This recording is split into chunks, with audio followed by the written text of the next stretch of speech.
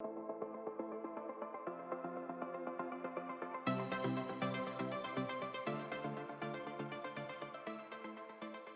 talked to a couple of other dealers of yours, and they mentioned that they use this as a sales tool. Talk to us about that. Yeah, I think what the first stage is to do what Jeff mentioned here, which is to get all the people seeing that they're all working towards the same number. Right. And you couldn't do that before with this. It just never worked. Sure. So you got to get over that barrier. People have preconceived notions about how much they want to be accountable, about what works and what doesn't. Okay. So you got a lot to prove to get it to the other side. You need Jeff's approval and support saying, hey, I've seen this work or heard about it, and yeah. so we're going to give this a good try. So that happened here. That's the beginning. That's where the baseline comes in. Mm-hmm. Where we before, nobody really knows, they all guess. But where are we when we really started this and Right. everybody started saying, I'm done? Sure. Then that's where you get to the 7 or 8 days, and then after that you cut that in half. Right. You should be at 4 or 5.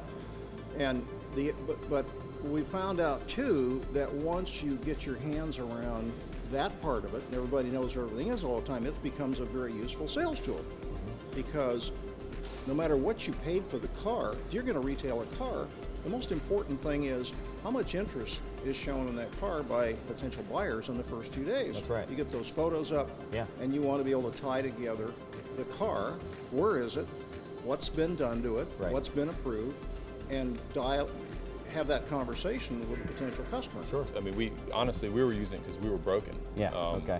And the idea of having that sales tool, again, being in the environment we are with the parking deck that yeah. cars can be all over sure. the place, we know if it's in the paint Recon, well, it's going to be on the 3rd floor. If it's right. in the wheel Recon, it's going to be over in the corner here.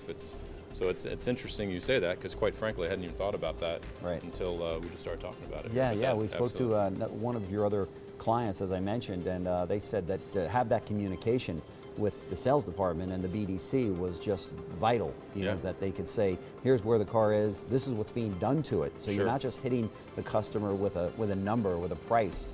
In this case, they could say, oh yeah, we just went ahead and put 4 new tires on the right. car, and we, you know, yeah. did whatever else, you know, that right. had build to be done to the value. vehicle. Yeah, build the value in that price once you give it to them.